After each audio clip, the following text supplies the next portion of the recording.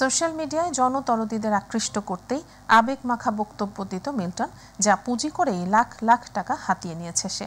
রিমান্ডে এসব অপপ্রচারের কথা অকপটে স্বীকার করেছে মিল্টন সমাদ্দার। দুপুরে গোয়েন্দা কার্যালয়ে সংবাদ সম্মেলনে এসব কথা জানান গোয়েন্দা পুলিশ প্রধান হারুনা রশিদ।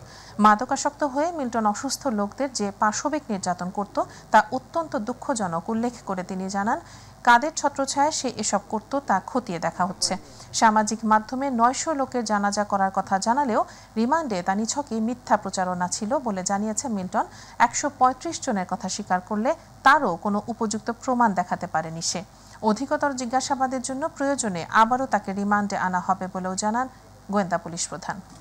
এই মাদকাসক্ত মিল্টন যে কাউকে পরোয়া করত না, এর মূল কারণটাই ছিল তার সাথে অনেকেরই অনেক বিএপির নাকি যোগাযোগ ছিল। সে মনে করছে যে আমি যে কাজটা করছি কেউ আমাকে কোনো কিছু করতে পারবে না, এবং যারা এই বাচ্চাদেরকে সেখানে দিয়ে আসতো বা যারা এই প্যারালাইজড মানুষগুলিকে দিয়ে আসতো, এই সকল মানুষগুলি যখন পরে খোঁজ নিতে যেত যে কী অবস্থা, তাদেরকে দর্শে পিঠাতো।